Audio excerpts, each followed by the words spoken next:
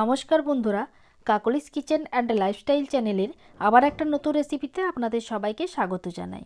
আজকে আমি ফলুই মাছের এক রেসিপি শেয়ার করছি। ফলুই মাছের অতিরিক্ত কাঁটার জন্য অনেকেই এই মাছ পছন্দ করেন না, কিন্তু মাছটা একবার এইভাবে রান্না করে দেখুন, আশা করি প্রত্যেকেরই ভালো লাগবে। তো তার জন্য প্রথমেই আমি এখানে একটা বড় ফলুই মাছ নিয়েছি। এটা ওজনে প্রায় 450 গ্রামের মতো আছে। মাছটা ভালো করে কেটে পরিষ্কার করে নিয়েছি এবং মাছের মাঝখানের যে মোটা কাঁটাটা এটাকে আমি ছুরির সাহায্যে তুলে নিয়েছি।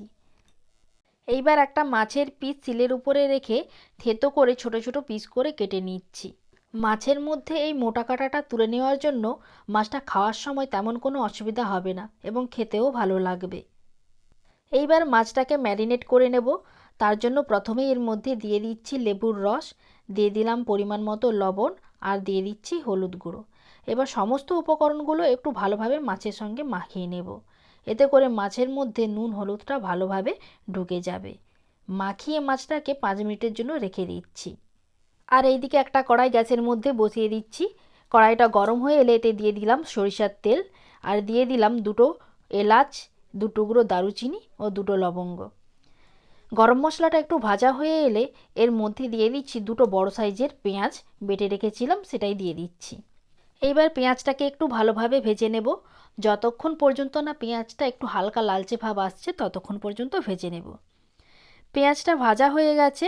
এবার এর মধ্যে দিয়ে দিচ্ছি আদা বাটা ও রসুন বাটা, 1 চামচ করে দিয়েছি। আদা ও রসুনটাও একটু ভালোভাবে পেঁয়াজের সঙ্গে ভেজে নেব, এতে করে এর কাঁচা গন্ধটা চলে যাবে। আদা ও রসুনটাও ভালোভাবে ভাজা হয়ে গেছে। এরপর এর মধ্যে দিয়ে দিচ্ছি একটা বড় সাইজের টমেটো বাটা, দিয়ে দিলাম হলুদ গুঁড়ো, লঙ্কা গুঁড়ো আর কালারের জন্য একটু রেড চিলি পাউডার।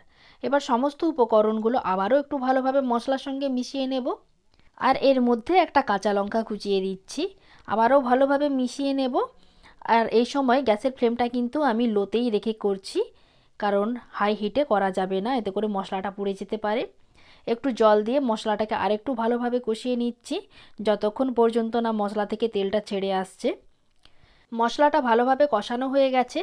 এরপর এর মধ্যে ফলুই মাছের পিসগুলো দিয়ে দিচ্ছি, দিয়ে ভালোভাবে একটু কষিয়ে নিতে হবে, ঠিক যেরকমভাবে আমরা মাংস রান্না করি ঠিক সেই রকম। মাছটা কিন্তু এখানে ভেজে রান্না করলে চলবে না, মাছটা কিন্তু কাঁচা দিয়েই ভালোভাবে কষিয়ে নিতে হবে, এতে করে মাছটা খেতে ভালো লাগবে। মাছটা ভালোভাবে কষানো হয়ে গেছে। এরপর এর মধ্যে দিয়ে দিচ্ছি পরিমাণ মতো জল আর দিয়ে দিলাম স্বাদ মতো লবণ, দিয়ে দিচ্ছি ধনেপাতা কুচি। সমস্ত কিছু আবারও একটু ভালোভাবে মিশিয়ে নেব আর একটা ঢাকা চাপা দিয়ে মাছটাকে 2 মিনিটের মতো রান্না করে নেব। এই সময় গ্যাসের ফ্লেমটা মিডিয়ামে রাখতে হবে। 2 মিনিট পর দেখুন মাছটা খুব সুন্দরভাবে রান্না হয়ে গেছে। মাছটা কিন্তু খুব বেশি ঝোল রাখলে চলবে না, একটু শুকনো শুকনো করতে হবে, এতে করে মাছটা খেতে বেশি ভালো লাগবে। ফলুই মাছের এই রেসিপিটা আমার একেবারেই রেডি হয়ে গেছে। এবার একটা প্লেটের মধ্যে তুলে নিচ্ছি।